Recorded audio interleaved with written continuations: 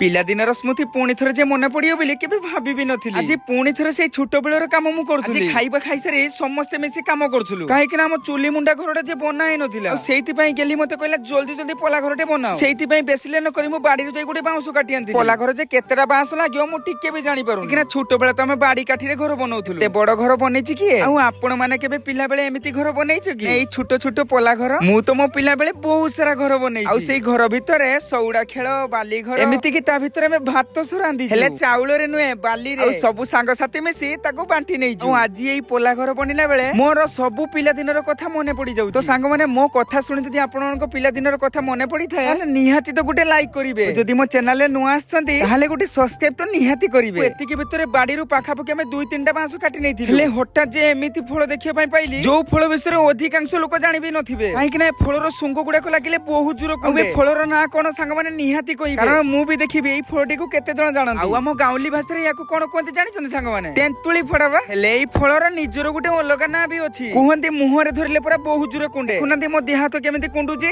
ଯୋଉମାନେ ଏଇ ଫଳ ବିଷୟରେ ବି ଜାଣିଛନ୍ତି ସେମାନେ ବି ନିହାତି କହିବେ ଦେହ ହାତ ଯେତେ କୁଣ୍ଡିଲେ ବି କାମ ତ ନିହାତି କରତେ ହେବ, କାହିଁକି ନା ଏମିତିରେ ବି ସନ୍ଧ୍ୟା ହିଁ ଆସିଲାନି। ଜଲ୍ଦି ଜଲ୍ଦି କାମ ନ କଲେ ରାତି ହେଇଯିବ ଯେ। ଆଉ ଏତିକି ଭିତରେ ଅଧା ଅଧି କାମ ତ ମୁଁ ପୁରା ସାରି ଦେଇଥିଲି। ହେଲେ ସାଙ୍ଗମାନେ ଆହୁରି କିଛି ବାକି ରହିଗଲା, ଯୋଉଟା କି କାଲି ବନିଲା ବେଳେ ନିହାତି ଦେଖେଇବି। ସାଙ୍ଗମାନେ ଆଜି ପାଇଁ ତ ଏଇଠି ରହିଲି, ପୁଣି ଦେଖା ହବ ନେକ୍ସଟ ଭିଡିଓରେ। ଜୟ ଜଗନ୍ନାଥ।